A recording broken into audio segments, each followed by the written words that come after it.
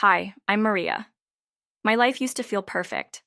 I married Paul, my college love, and we were so excited for our future. When I found out I was pregnant, I was overjoyed. I imagined a happy life, full of love and family. Paul and I decided to keep it a secret for a while. But I never thought sharing this happy news would change everything. I had no idea that his family would doubt me, that my own husband wouldn't stand by my side, and that my life was about to take a heartbreaking turn. Paul's family never fully accepted me. His mother, Janet, always found something wrong with me. His sister, Emma, acted like I was a threat, and his dad, Jason, barely spoke to me. His brother, Jacob, ignored me completely. At family gatherings, I felt judged. I stayed polite for Paul's sake, hoping they'd warm up to me, but they didn't. No matter how hard I tried, I was never good enough for them. I kept telling myself things would get better, but I was wrong. Their true feelings came out the day we shared our big news. Paul and I decided it was time to tell his family about the baby. I made dinner, hoping to impress Janet. But as soon as we sat down, she found something to complain about. "Maria, dear, the roast is a bit dry," she said with a fake smile. I forced myself to ignore it. Then Paul said, "We have big news. Maria and I are having a baby." I expected happiness, maybe hugs and excitement. Instead, there was silence. I looked at Janet, expecting her to be surprised, but what she said next broke my heart. Janet's face was cold. "Are you sure, Paul? How do you know she's not lying?"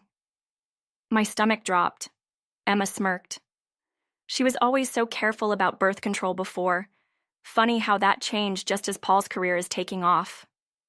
I felt sick. They thought I had trapped Paul on purpose. "That's not true," I whispered, my voice shaking, but Janet wasn't done. "If you're really pregnant, prove it."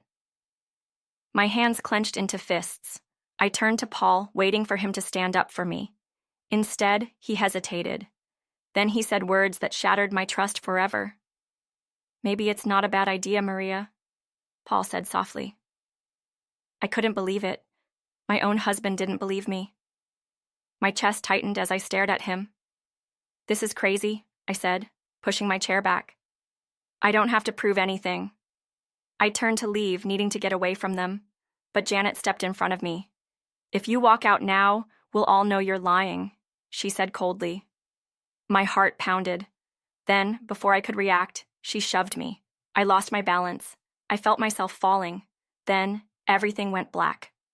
I woke up in a hospital bed, my whole body aching. My hands immediately went to my stomach. "My baby?" I asked, my voice weak. A doctor smiled gently. "Your baby is safe." Relief filled me, but it didn't last long. I remembered everything. Janet's push, Paul's doubt, Emma's smug face. Then I saw Paul standing by my bed. "Maria, I'm so sorry," he whispered.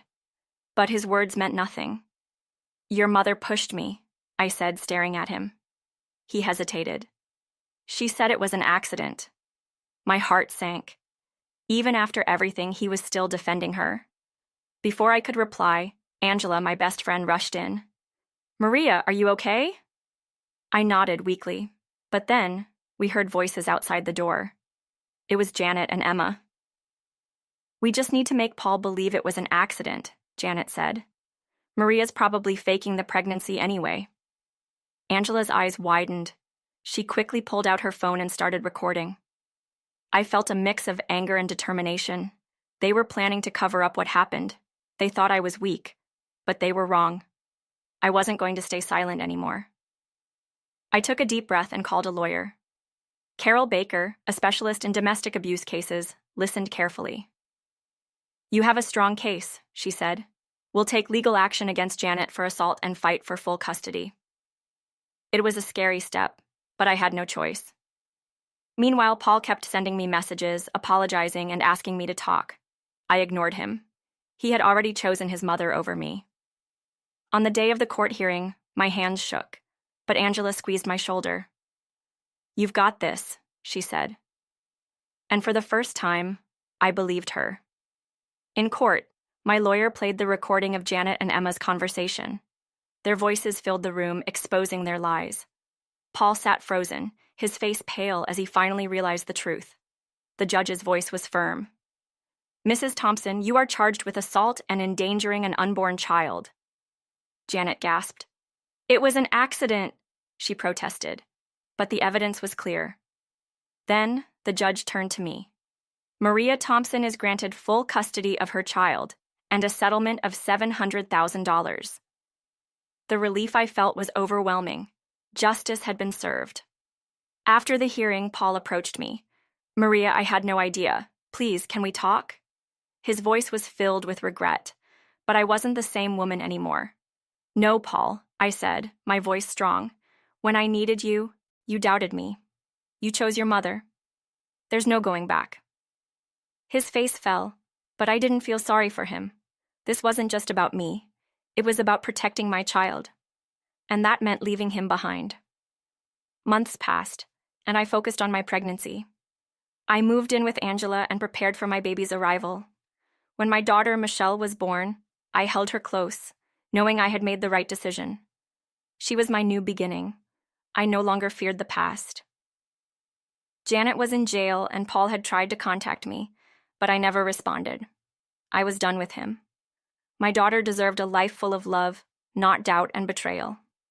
4 years have passed, and my life has changed in ways I never imagined. My daughter Michelle is now a bright and playful little girl, full of life and laughter.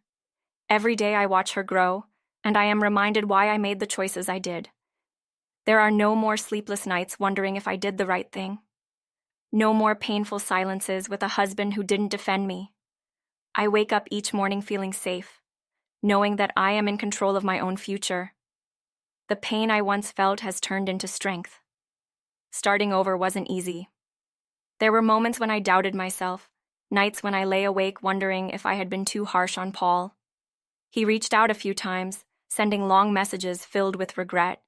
He even showed up outside Angela's apartment once, begging me to talk. But I didn't answer. His apologies meant nothing now. The truth was, he had chosen his side long ago. The moment he hesitated when I needed him most, he lost me forever.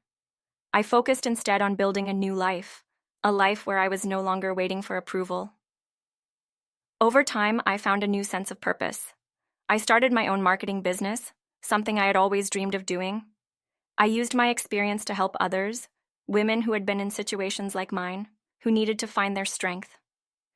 I spoke at events, shared my story, and encouraged others to stand up for themselves. My past no longer defined me. Instead, it became the foundation for the strong, independent woman I had become. The fear and self-doubt that once controlled me had disappeared. Now I was confident, determined, and ready for whatever came next. Even now, I wonder, was I too harsh? Could I have forgiven Paul? He wasn't the one who pushed me, but he allowed his family to doubt me. He stood by while his mother and sister humiliated me, questioned my loyalty, and accused me of trapping him. Could a man who failed me once change? I don't think so. If he truly loved me, he would have fought for me. But he didn't. And that is why I walked away. But I wonder, what would you have done in my place? Would you have given him a second chance? As I watch Michelle run around on her second birthday, her laughter filling our home, I know I made the right choice. I have no regrets. The life I built is one filled with love, support, and real family. The kind you choose, not the kind you are forced to accept. Angela, my rock, is here, as always, helping me blow up balloons and set up decorations. "Look at her," she says, smiling. "You did this, Maria. You gave her a beautiful life." And she's right. I fought for my